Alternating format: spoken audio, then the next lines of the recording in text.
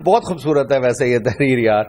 جب ابا کی تنخواہ کے پورے 350 روپے خرچ ہو جاتے تب اماں ہمارا پسندیدہ پکوان تیار کرتی. لا جی 350 جو تنخواہ ہے نا ابا جی کی، اس کا مطلب ہے کسی بزرگ آدمی نے لکھا ہوا. ترکیب یہ تھی کہ سوکھی روٹیوں کے ٹکڑے کپڑے کے پرانے تھیلے میں جمع ہوتے رہتے اور مہینے کے آخری دنوں میں ان ٹکڑوں کی قسمت کھلتی. پانی میں بھگو کر نرم کر کے ان کے ساتھ 1-2 مٹھی بچی ہوئی دالیں سل بٹے پر پسے ہوئے مسالے کے ساتھ دیگچی میں ڈال کر پکنے چھوڑ دیا جاتا. سوکھی روٹی جو ہے وہ گلی کر کے طوطے کو ڈال دے. حتیٰ کہ مزیدار حلیم سا بن جاتا. ماں اس کو حلیم کہتی.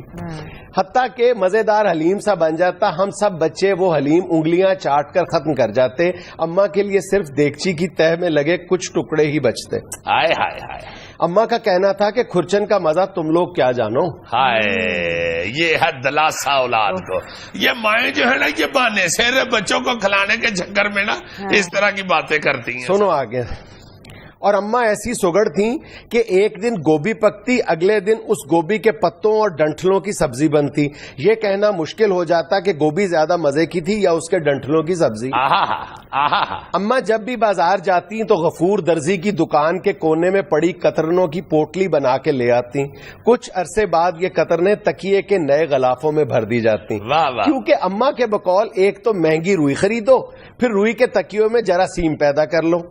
کیسے بچت والے لوگ تھے. پھر قطروں سے بھرے تکیوں پر اماں رنگ برنگے دھاگے سے شیر کاٹ دیتی. کبھی لاڈ آ جاتا تو ہنستے ہوئے کہتی تم شہزادے شہزادیوں کے تو نخرے ہی نہیں سماتے، سوتے بھی ہو تو شاعری پر سر رکھ کے سوتے ہو. عید کے موقع پر محلے بھر کے بچے غفور درزی سے کپڑے سلواتے. ہم ضد کرتے تو اماں کہتی وہ تو مجبوری میں سلواتے ہیں کیونکہ ان کے گھروں میں کسی کو سینا جو نہیں آتا.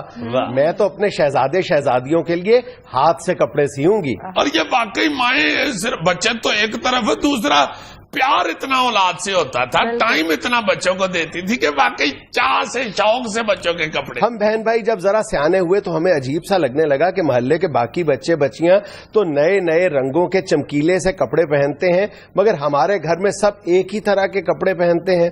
مگر اماں کے اس جواب سے ہم مطمئن ہو جاتے کہ ایک سے کپڑے پہننے سے کنبے میں محبت قائم رہتی ہے. اور پھر ایسے چٹک مٹک کپڑے بنانے کا فائدہ جنہیں تم عید کے بعد استعمال ہی نہ کر سکو.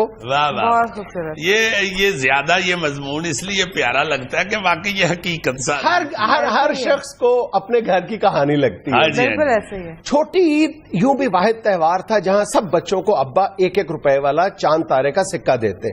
اس کے انتظار اور خرچ کرنے کی منصوبہ بندی میں چاند رات آنکھوں میں ہی کٹ جاتی.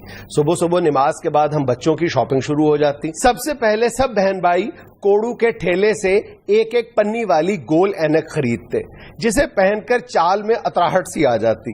بقر عید پر سب کے ہاں قربانی ہوتی سوائے ہمارے. مگر یہاں بھی اماں کی منطق دل کو لگتی کہ جو لوگ کسی وجہ سے دنیا میں قربانی نہیں کر سکتے اللہ میاں ان کے بکرے اوپر جمع کرتا رہتا ہے. جب ہم اوپر جائیں گے تو ایک ساتھ سب جانور قربان کریں گے. ایک دفعہ گڑیا نے پوچھا اماں کیا ہم جلدی اوپر نہیں جا سکتے؟ ہر سوال پر مطمئن کر دینے والی اماں چپ سی ہو گئیں. ہمیں صحن میں چھوڑ کر اکیلے کمرے میں چلی گئیں. ہم بچوں نے پہلی بار کمرے سے سسکیوں کی آوازیں سنی مگر جھانکنے کی ہمت نہیں ہوئی.